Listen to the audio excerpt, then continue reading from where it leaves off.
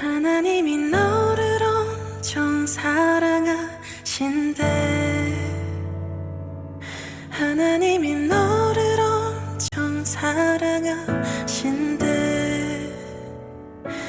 하나님이 너를 엄청 사랑해서 사람이 아닌 하나님을 바라보기 기다리신대.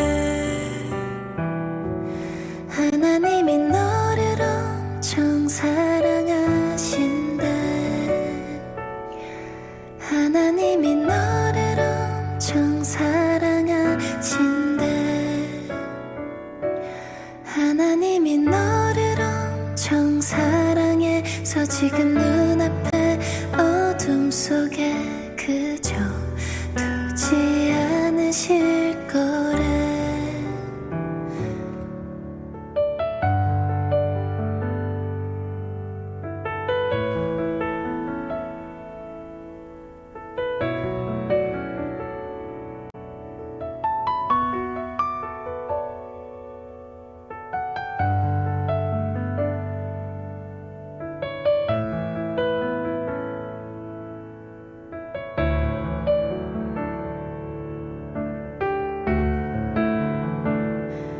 하나님이 너를 엄청 사랑하신대.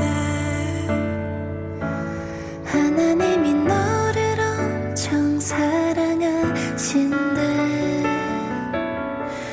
하나님이 너를 엄청 사랑해서 사람이 아닌 하나님을 바라보기 기다리신대. 하나님이 너를 엄청 사랑하신대.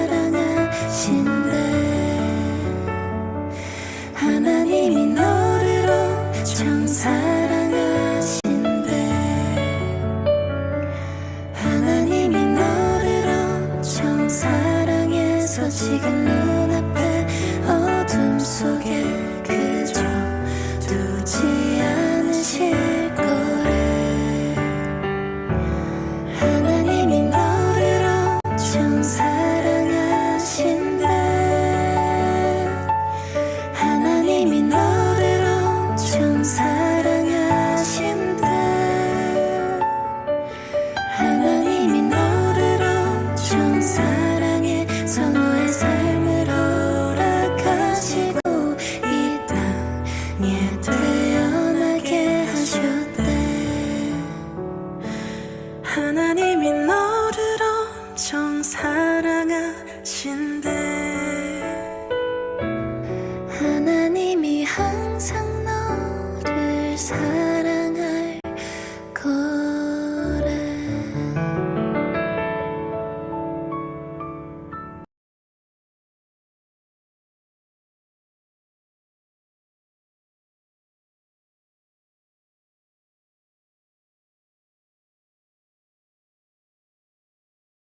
감사합니다. 2025년 6월 1일 사랑하는 주님의 자녀들에게 주시는 말씀은 새로운 피조물, 화목하게 하는 삶입니다. 성경 말씀은 고린도후서 5장 17절 말씀입니다. 그런즉 누구든지 그리스도 안에 있으면 새로운 피조물이라. 이전 것은 지나갔으니 보라 새 것이 되었도다. 아멘.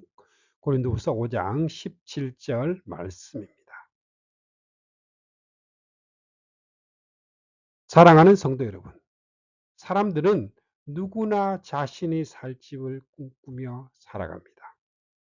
좋은 집, 안전한 집을 원하지만 우리가 가진 육체의 집은 시간이 지나면 낡아지고 허물어집니다.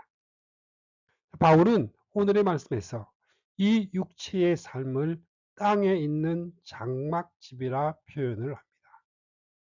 그러나 바울은 여기서 끝나지 않고 더 놀라운 사실을 우리에게 가르쳐 주고 있습니다. 바울은 이 땅의 삶이 전부가 아니라 하나님께서 준비하신 영원한 집이 우리에게 있다는 확실한 소망을 가졌습니다. 이것이 바로 예수 그리스도의 구속을 통해 우리에게 주어진 구원의 약속입니다. 바울은 육체의 한계와 죽음의 현실 앞에서도 낙심하지 않았습니다. 왜냐하면 그는 영원한 천국의 집, 하나님께서 지으신 집, 곧 하늘에 있는 영원한 집을 바라보았기 때문입니다. 자, 오늘 우리가 함께 나눌 이 말씀을 통해 우리의 소망이 이 땅에 있는 것이 아니라 하늘에 있음을 분명히 깨닫게 되기를 원합니다.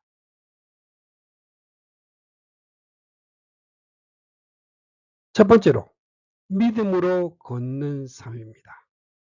보이는 것이 아니라 믿음으로 살라.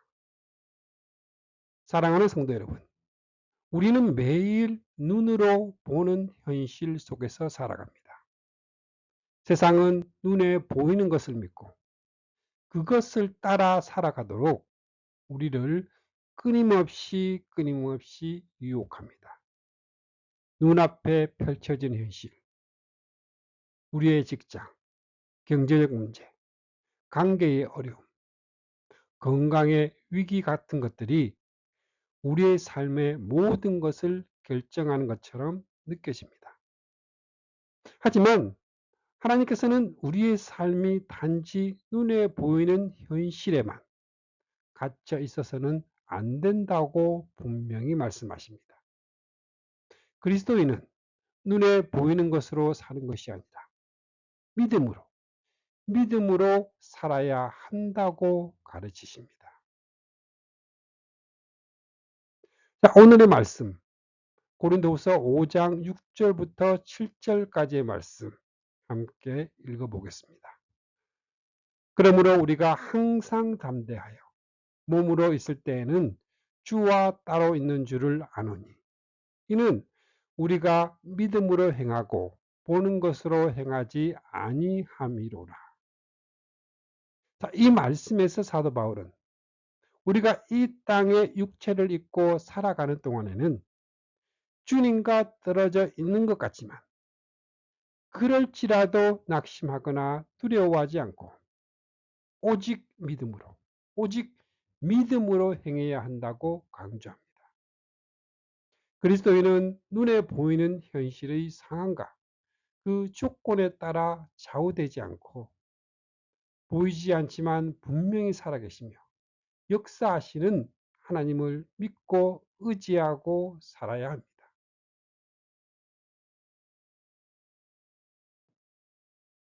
그렇다면 여기서 말하는 믿음, 그 믿음은 과연 무엇일까요? 세상에서 말하는 일반적인 신념이나 막연한 희망이 아닙니다. 믿음은 분명한 대상을 향한 확신입니다. 믿음은 살아계신 하나님께서 예수 그리스도를 통해 우리를 구원하셨으며 지금도 우리의 삶 속에서 일하고 계신다는 것을 굳게 붙잡는 것입니다. 하나님께서 약속하신 것들은 눈에 보이지 않지만 우리의 영혼 안에서 확신하게 되는 것입니다. 자, 히브리서 11장 1절은 믿음을 이렇게 정의합니다. 믿음은 바라는 것들의 실상이요 보이지 않는 것들의 증거니 합니다. 이것은 믿음이 우리의 눈으로 볼 수 없는 미래에 대한 막연한 기대가 아니라 실제로 우리의 삶 속에서 경험할 수 있는 현실적이고 확실한 증거임을 의미합니다. 그리스도인의 믿음은 하나님이 하신 약속을 확신하는 것입니다. 주님은 우리가 이 땅에서 겪는 모든 어려움과 그 아픔을 알고 계시며 그 가운데서 우리를 이끌어 가시고 영원한 천국으로 인도하실 것이라 분명히 말씀하셨습니다. 이것이 바로 믿음의 삶입니다. 계속해서 바울은 고린도후서 5장 8절에서 9절에서 이렇게 말합니다. 우리가 담대하여 원하는 바는 차라리 몸을 떠나 주와 함께 있는 그것이라. 그런즉 우리는 몸으로 있든지 떠나든지 주를 기쁘게 시게 하는 자가 되기를 힘쓰노라. 바울은 이 세상에서의 삶을 몸으로 있는 것으로 표현하고 하늘에서 주님과 함께 거하는 삶을 몸을 떠나 주와 함께 있는 것으로 묘사를 합니다. 그는 눈앞의 현실보다는 하나님과 함께하는 영원한 나라를 바라보며 담대하게 살아갔습니다. 우리의 삶의 목표가 분명해야 합니다. 우리가 이 땅에 있든지 하늘에 있든지 어디서나 하나님을 기쁘시게 하는 삶, 하나님을 기쁘시게 하는 삶을 살아야 합니다. 이 땅의 삶이 우리의 전부가 아니기에 우리는 보이는 것을 넘어 믿음으로 살아가는 존재들이 되어야 합니다. 자, 그리고 바울은 10절에서 이렇게 말씀합니다. 이는 우리가 다 반드시 그리스도의 심판대 앞에 나타나게 되어 각각 선악간에 그 몸으로 행한 것을 따라 받으려 합니다. 자, 이 말씀은 우리가 이 땅에서 살아가는 동안 믿음으로 행하는 삶이 얼마나 중요한지를 다시 한번 강조합니다. 우리가 이 땅에서의 삶을 마칠 때 반드시 그리스도의 심판대 앞에 서게 될 것입니다. 자, 이 심판은 단지 두려운 심판만을 의미하는 것이 아니라 하나님께서 우리의 삶의 모든 믿음의 행위와 그 헌신을 기억하시고 칭찬하실 그 영광스러운 순간을 의미합니다. 자, 구속사의 입장에서 보자면 믿음으로 산다는 것은 예수 그리스도의 십자가와 부활을 통해 우리에게 주어진 구원의 약속, 그 약속을 굳게 붙잡는 것입니다. 예수님께서 우리를 위해 죽으시고 부활하심으로 우리의 모든 죄가 용서를 받았으며 우리에게 하늘의 영원한 집을 약속하셨습니다. 그리스도의 구속의 역사를 믿는 사람들은 눈에 보이는 현실이 아무리 어려워도 결코 낙심하지 않습니다. 왜냐하면 그들은 이미 눈에 보이지 않는 하나님의 약속, 구속의 은혜와 영원한 생명을 소유했기 때문입니다.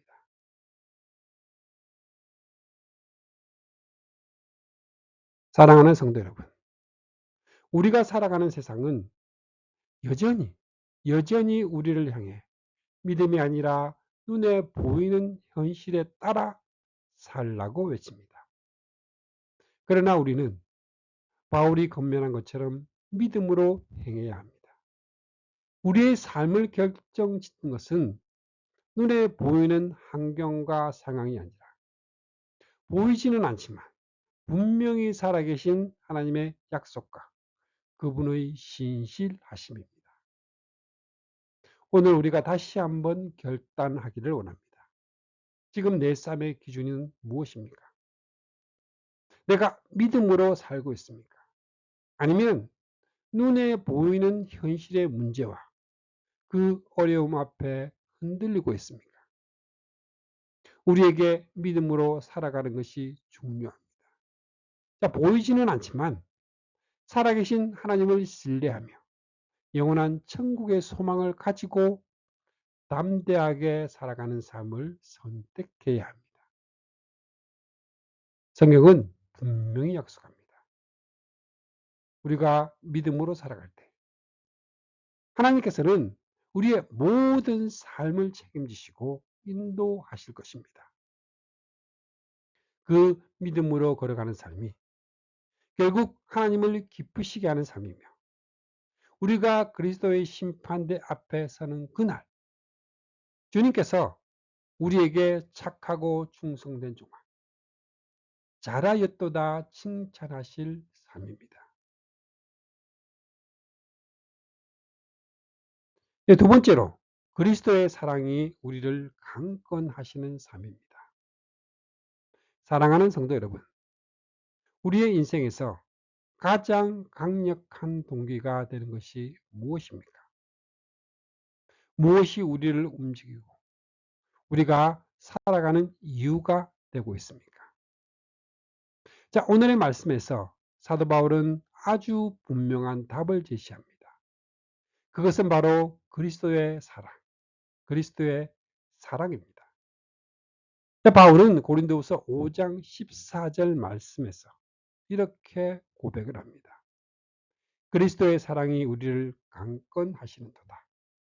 우리가 생각하건대 한 사람이 모든 사람을 대신하여 죽었은즉 모든 사람이 죽은 것이라. 자, 바울이 사용한 강건하다라는 이 표현은 단순히 감정적 감동이나 일시적인 충동을 의미하지 않습니다. 자, 이 단어는 원래 붙들어매다, 압도하다, 강력하게 붙잡다라는 뜻을 가지고 있습니다. 바울은 자신이 살아가는 삶의 모든 방향과 목적, 모든 결정을 압도적으로 주도하고 붙잡는 것이 바로 그리스도의 사랑, 그리스도의 사랑이라 말하고 있습니다. 구속사적 입장에서 이 사랑은 어떤 사랑입니까? 그것은 하나님께서 우리를 구원하시기 위해 독생자 예수 그리스도를 이 땅에 보내시고 그분이 우리 죄를 대신 짊어지고 십자가에서 죽으신 놀라운 사랑입니다. 예수님께서는 죄 없으신 하나님의 아들이셨지만 우리를 대신하여 가장 처절하고 고통스러운 죽음을 맞이하셨습니다. 자, 그 죽음은 우리를 향한 가장 깊고도 강력한 사랑의 표현이었습니다. 자, 이 사랑이 우리를 강건하시는 이유입니다. 바울은 이 사랑이 우리에게 무엇을 요구하는지 분명히 밝히고 있습니다. 자, 우리가 다시 한번 15절 말씀을 주의 깊게 살펴보겠습니다. 그가 모든 사람을 대신하여 죽으심은 살아있는 자들로 하여금 다시는 그들 자신을 위하여 살지 않고 오직 그들을 대신하여 죽었다가 다시 살아나신 이를 위하여 살게 하려 합니다.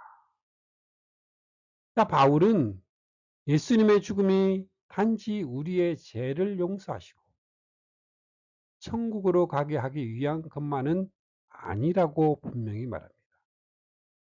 자, 그리스도의 십자가의 죽음은 우리의 삶을 완전히 바꾸는 것입니다. 예수님께서 우리를 위해 죽으신 그 목적은 우리로 하여금 다시는 자신만을 위해 살지 않고 오직 우리를 위해 죽었다가 다시 살아나신 예수님을 위해 살아가도록 하기 위한 것입니다. 그리스도의 사랑이 우리의 삶에 임하면 우리의 삶의 중심은 바꾸어지게 됩니다. 우리는 더 이상 자기 자신을 중심으로 살아갈 수 없습니다. 더 이상 내 뜻과 계획, 욕망과 필요가 우리의 삶의 우선이 아닙니다. 오직 예수 그리스도의 사랑과 그분의 뜻이 우리의 삶의 목적과 동기가 됩니다. 바울은 이것을 이론이나 공상적인 생각으로만 제시한 것이 아닙니다.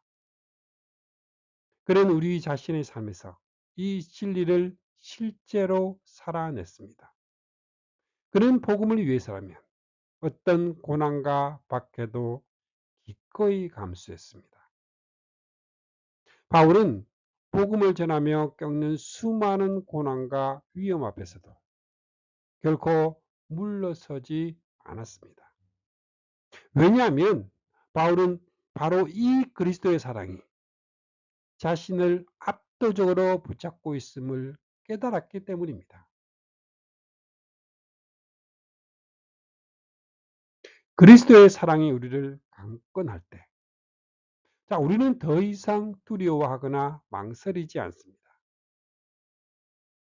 우리의 삶은 더 이상 환경이나 조건에 좌우되지 않습니다. 우리는 오직 그리스도의 사랑에 압도되어 그 사랑 때문에 우리 자신을 희생하고 헌신할 수 있게 됩니다. 우리가 어떤 직업을 선택하고 어떤 사람과 관계를 맺고 어떤 결정을 내릴 때에도, 자, 우리의 가장 강력한 기준은 바로 그리스도의 사랑이 나를 강권하고 있는가 하는 것입니다. 사랑하는 성도 여러분, 이 시간 우리 자신의 삶을 돌아보기를 원합니다. 지금 나의 삶을 움직이는 가장 강력한 힘은 무엇입니까? 나를 붙들고 있는 것은 과연 그리스도의 사랑입니까? 아니면 나의 야망이나 욕심, 세상적인 욕망입니까? 자, 우리는 매일의 삶 속에서 이 질문을 자신에게 던져야 합니다. 예수 그리스도의 십자가의 죽음은 단지 우리의 죄를 용서하는 것에서 끝나지 않습니다. 그 죽음과 부활은 우리의 삶 전체를 새롭게 하여 우리가 오직 그리스도를 위해 살아가게 합니다. 그리스도의 사랑을 받은 사람은 더 이상 이전과 같은 삶을 살 수 없습니다. 자기 중심적인 삶을 버리고 하나님 나라와 그 복음을 위해 자신을 드리는 삶을 살게 됩니다. 자, 이 구속사적인 입장에서 볼 때 우리가 그리스도의 사랑에 붙들려 사는 삶은 곧 하나님의 구원의 역사를 이루는 삶입니다. 하나님은 예수 그리스도를 통해 우리를 구원하셨고 이제는 우리가 그 사랑을 세상에 증거하며 살도록 우리를 부르셨습니다. 그리스도의 사랑에 붙들린 우리의 삶은 이 세상에 그리스도의 복음을 전하고 사람들을 하나님과 화목하게 하는 통로가 됩니다. 사랑하는 성도 여러분, 우리의 삶이 그리스도의 사랑에 강권당하는 삶이 되기를 소망합니다. 예수님의 십자가에서 나타난 그 놀라운 사랑을 다시 한번 깊이 깨닫고 그 사랑 때문에 오늘 하루도 살아갈 수 있게 되기를 바랍니다. 우리의 모든 삶의 선택과 그 결정이 오직 그리스도의 사랑을 드러내고 그 사랑을 나타내는 것이 되도록 결단합시다. 바울이 고백한 것처럼 우리도 이렇게 고백할 수 있기를 원합니다. 이제 더는 내가 살고 있는 것이 아니라 그리스도께서 내 안에서 살고 계십니다. 이제 내가 육신 안에서 사는 삶은 믿음 안에서 살고 있는 것입니다. 하나님의 아들, 곧 나를 사랑하시고 나를 위해서 자신을 넘겨주신 분을 믿는 믿음 안에서요.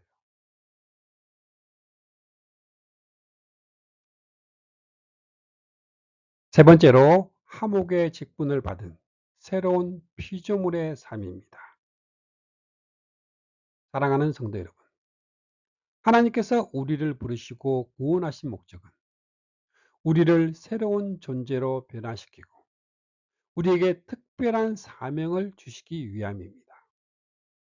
그리스도 안에서 우리가 받은 구원은 단순히 개인적이고 소극적인 그 축복에서 끝나지 않습니다. 구원받은 우리의 삶은 완전히 새롭게 변화된 존재로서 하나님께서 이 세상과 화목하게 되는 놀라운 일을 이루는 도구로 사용이 됩니다. 자, 고린도후서 5장 17절에서 바울은 이렇게 놀라운 선포를 합니다. 그런즉 누구든지 그리스도 안에 있으면 새로운 피조물이라. 이전 것은 지나갔으니 보라 새 것이 되었도다. 여기서 바울은 예수 그리스도를 믿는 모든 사람이 새로운 피조물이라 선언합니다. 이것은 단순히 조금 더 나은 사람, 조금 더 착한 사람으로 개선된다는 의미가 아닙니다. 바울은 우리 존재 자체가 완전히 새로워졌다고 말합니다. 이전의 모든 죄와 절망, 수치와 실패의 흔적들은 모두 지나가고 이제 우리는 완전히 새롭게 태어난 존재, 새로운 정체성을 가진 하나님의 자녀로 변화되었습니다. 자, 이 구속사 입장에서 볼 때 우리는 본래 하나님과 단절된 상태에서 살아가는 존재였습니다. 죄로 인해 하나님과의 관계가 끊어졌고 그 결과 우리는 하나님의 진노와 심판 아래 놓여 있었습니다. 그러나 하나님께서 독생자 예수 그리스도를 이 세상에 보내시고 십자가에서 우리 죄를 대신 짊어지게 하심으로써 우리는 하나님과 화목하게 되었습니다. 예수 그리스도의 죽음과 부활은 하나님과 우리 사이의 모든 장애물을 제거하였고 하나님과 우리를 연결하는 다리가 되었습니다. 바울은 이 화목하게 하는 놀라운 사역이 하나님께로부터 시작되었음을 강조하며 18절 말씀에서 이렇게 말을 합니다. 모든 것이 하나님께로서 났으며 그가 그리스도로 말미암아 우리를 자기와 화목하게 하시고 또 우리에게 화목하게 하는 직분을 주셨으니. 여기서 중요한 두 가지 사실을 기억해야 합니다. 하나는 우리가 하나님과 화목하게 된 것은 전적으로 하나님의 은혜입니다. 우리의 노력이나 행위 때문이 아닙니다. 오직 하나님께서 예수 그리스도를 통해 먼저 우리를 화목하게 하셨습니다. 두 번째는 하나님은 우리를 단지 구원받는 존재로 머물게 하지 않으셨습니다. 하나님은 우리에게 화목하게 하는 직분, 하나님과 세상 사람들을 연결시키는 화목의 사명을 맡기셨습니다. 계속해서 바울은 19절에서 이 화목의 직분이 무엇인지 구체적으로 설명을 합니다. 곧 하나님께서 그리스도 안에 계시사 세상을 자기와 화목하게 하시며 그들의 죄를 그들에게 돌리지 아니하시고 화목하게 하는 말씀을 우리에게 부탁하셨느니라. 자, 이 말씀은 놀라운 진리를 담고 있습니다. 하나님께서는 더 이상 세상의 죄를 그들에게 돌리지 않으시고 오직 예수 그리스도의 십자가를 통해 세상을 자신과 화목하게 하셨습니다. 이 놀라운 복음, 이 기쁜 소식을 이제 우리에게 맡기셨다는 것입니다.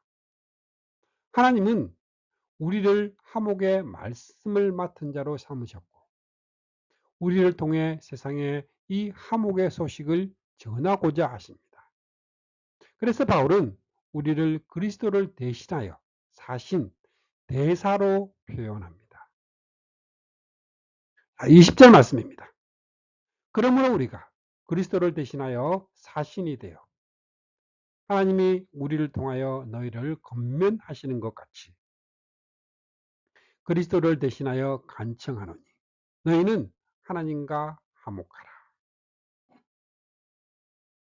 이 표현은 우리에게 아주 중요한 의미를 주고 있습니다. 사신은 자기 나라의 왕을 대신하여 다른 나라에 보내져 왕의 뜻을 전하는 특별한 직책을 가진 사람입니다. 사실은 자기의 말을 전하지 않습니다. 오직 왕이 주신 말씀을 전합니다. 마찬가지로 우리 역시 이 세상에서 그리스도의 사신으로서 하나님께서 우리에게 맡기신 하목의 복음을 전하는 사람들입니다.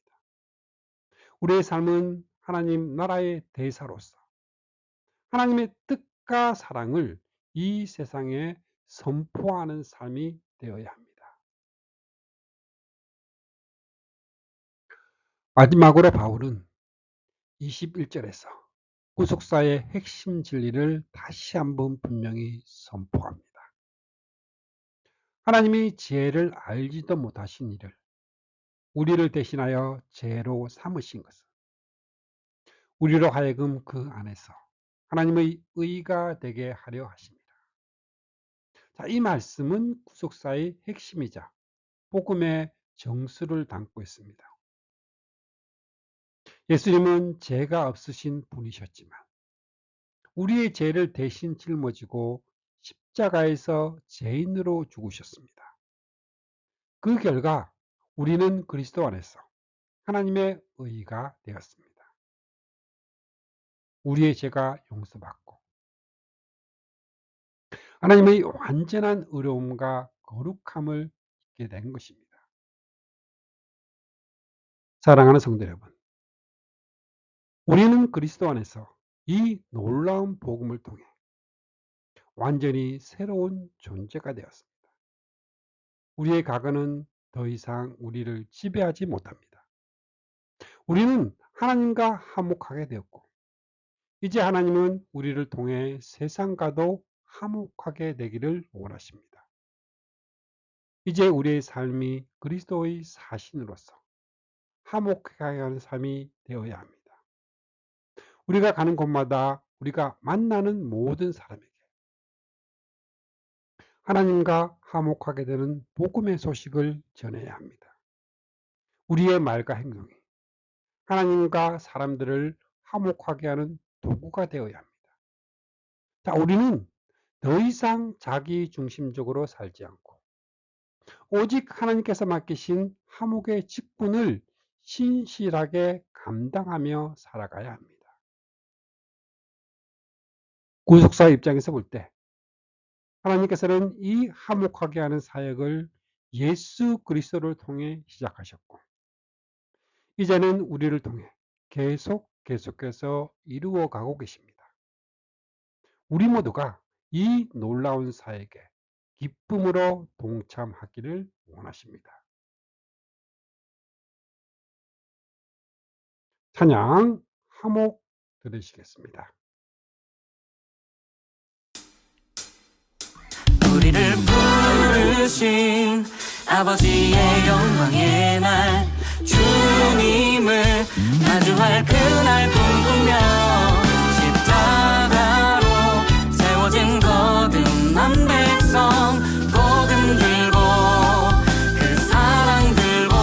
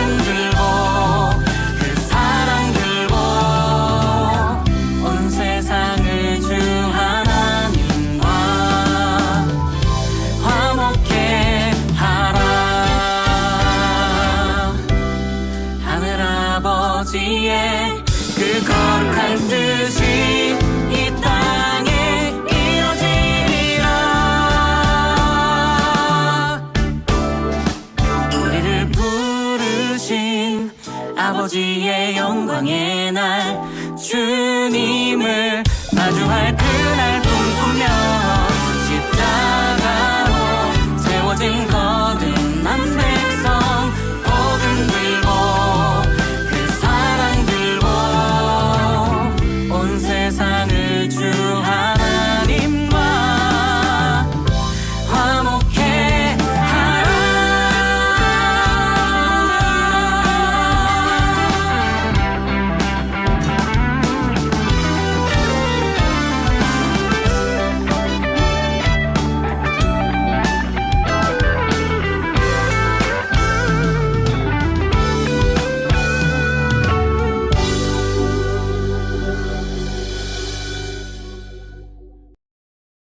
말씀을 마무리하겠습니다. 새로운 피조물의 삶, 화목하게 하는 삶.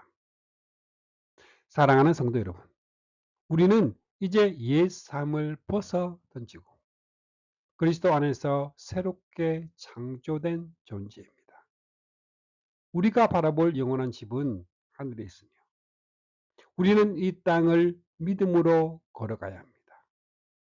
그리스도의 사랑이 우리를 강건하고 우리는 하나님과 세상을 화목하게 하는 직분을 받은 자들입니다. 오늘 이 말씀 앞에 다시 한번 결단합시다. 내 삶이 더 이상 나의 것이 아니라 나를 위해 죽으시고 부활하신 주님의 것입니다. 우리의 남은 삶을 그리스도의 사랑에 붙들려 하나님과 세상을 화목하게 하는 삶으로 살아가기를 소망합니다. 우리가 이 새로운 피조물의 삶, 화목의 직분을 충성되게 감당하여 하나님의 구속사가 이 땅에 이루어지는 축복의 통로가 되는 주님의 자녀들이 모두 다 되시기를 주님의 이름으로 축복합니다. 아멘.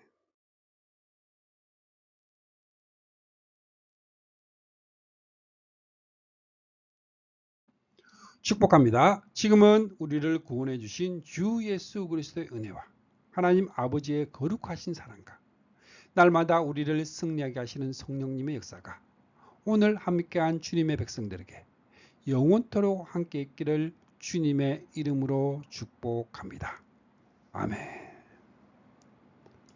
주님의 사랑을 느끼며 사는 주감사교회 성도, 주님과 기쁨의 삶을 사는 주님의 자녀들이 되시기를 바랍니다.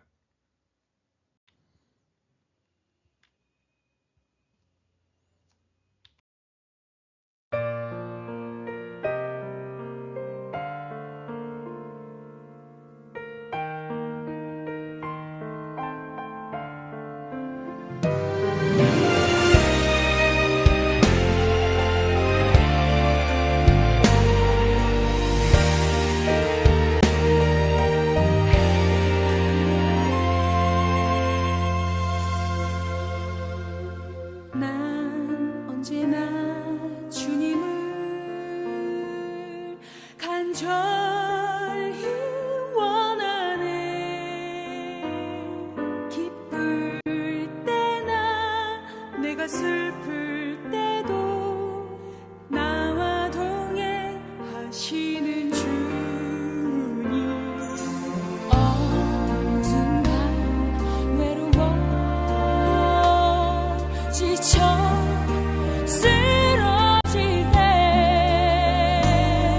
위로 주신 그 사랑 놀라워. 내 안에 있는 그를 나는 믿네. 언제나 내 안에 주님을 노래하며 따라가리. 놀라운 그 사랑 내 안에 영원함을 나는 믿네.